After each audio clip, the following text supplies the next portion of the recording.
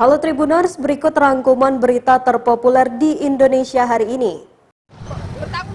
Berita pertama, aksi seorang anggota DPRD Kabupaten Bogor viral di media sosial pada Senin 21 Februari 2022. Rupanya anggota DPRD tersebut duduk di tengah jalan untuk mencegah truk-truk tronton yang melintas. Hal ini dilakukan oleh anggota DPRD Kabupaten Bogor bernama Ahmad Tohawi. Dilansir dari Tribun Bogor, Tohawi mengaku bahwa tindakan itu ia lakukan secara spontan. Awalnya ia menggunakan kendaraan roda 4 terjebak kemacetan di jalan raya kawasan Kecamatan Ciseeng. Ternyata ada iring-iringan truk tronton tambang yang mencapai belasan truk. Padahal kata Tohawi, berdasarkan Perbub 120 tahun 2021, truk besar hanya boleh melintas saat malam hari. Sontak Tohawi pun turun dari mobilnya dan mendekati sopir truk tersebut. Selanjutnya Tohawi menilai bahwa upaya pemerintah mengatur kemacetan rupanya tidak diindahkan oleh pengusaha tambang dan pengemudi truk tambang. Ternyata aksinya dilakukan sebagai bentuk protes termasuk meminta kepada pihak terkait untuk menegakkan aturan Perbub tersebut. Terlebih saat melakukan aksi tersebut, Tohawi mengaku ada beberapa yang menyuruhnya menghentikan aksi tersebut. Terakhir, ia menyebut aksinya tidak berlangsung lama karena kondisi kesehatan jantungnya sedang tidak baik. Berita kedua, hujan es disertai angin kencang melanda kawasan Surabaya Barat, Kota Surabaya, Jawa Timur. Putra Eliansyah warga Wiyung mengatakan mengaku baru pertama ini mendapati fenomena hujan es. Awalnya Putra sempat tidak percaya. Putra menyebut bersamaan dengan guyuran hujan es itu, listrik di sekitar rumahnya padam hingga petang. Ia juga mengatakan jika sebagian atap yang terbuat dari seng mengalami kerusakan.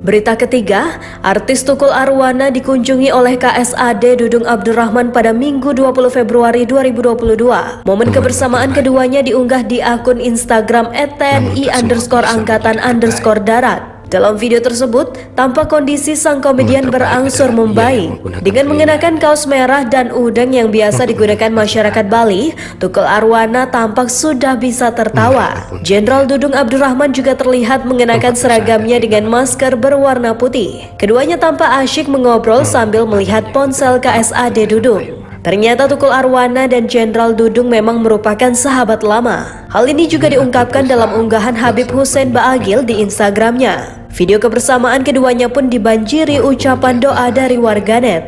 Meski berangsur sembuh, pihak keluarga membuat syarat khusus bagi para sahabat dan rekan artis yang ingin menjenguk Tukul Arwana. Hal ini dilakukan lantaran semakin merebaknya virus COVID-19 varian Omikron di Indonesia. Rizky Kimon, manajer Tukul Arwana, mengungkapkan saat ini pihak keluarga meminta agar Tukul tidak dijenguk setiap hari. Bagi para penjenguk pun diberikan syarat membawa bukti swab atau PCR 1 kali 24 jam karena masih dalam situasi pandemi COVID-19.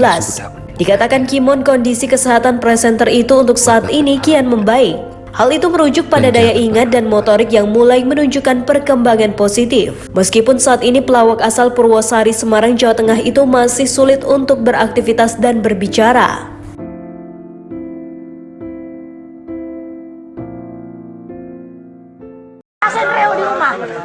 Berita keempat, warga Lorong Binjai, Kelurahan 3, Strip 4, Kecamatan SU 1 Palembang pada Minggu 20 Februari 2022 dihebohkan dengan jenazah wanita mati suri.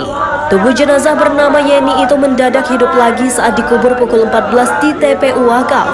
Akan tetapi beberapa jam kemudian, Yeni kembali meninggal sekitar pukul 23 waktu Indonesia Barat. Wasani, orang tua mendiang Yeni, mengatakan ia pertama mendapatkan bisikan bahwa almarhumah masih hidup pasca sudah dikuburkan tersebut. Kemudian keluarga dibantu dengan warga sekitar menggali makam almarhumah dan benar saja Yeni masih hidup dengan wajah yang cerah. Wasani menuturkan selama almarhumah hidup kembali, tak banyak kata yang diucapkan oleh istri dari Roni tersebut. Hanya gerakan atau gestur tubuh dan senyuman terpancar dari wajahnya. Namun ternyata informasi tersebut adalah hoax. Lurah 3 Strip 4 Ulu, Kecamatan Seberang Ulu 1 Palembang, Misrinah, mengatakan kejadian yang sebenarnya tidak seperti informasi yang beredar luas di masyarakat. Misrinah mengatakan bermula dari Yeni yang meninggal pada Minggu pagi setelah malamnya sempat menghadiri acara pesta keluarganya. Proses pemakaman pun dilakukan di hari yang sama, sekitar pukul 14 waktu Indonesia Barat. Saat itu Ketua RT setempat yang turut membantu proses pemakaman sempat melihat wajahnya ketika membukakan kain kafan. Kemudian setelah maghrib, salah seorang anggota keluarga Yeni mengalami kerasukan, di mana saat itu menyampaikan pesan bila Yeni masih hidup. Misrinah juga membantah terkait informasi yang beredar, menyebutkan kalau Yeni sempat hidup kembali sesaat setelah makamnya dibongkar. Menurutnya hal itu adalah informasi bohong. Demikian berita populer hari ini. Simak terus update berita terkini di YouTube dan Facebook Tribun Jambi.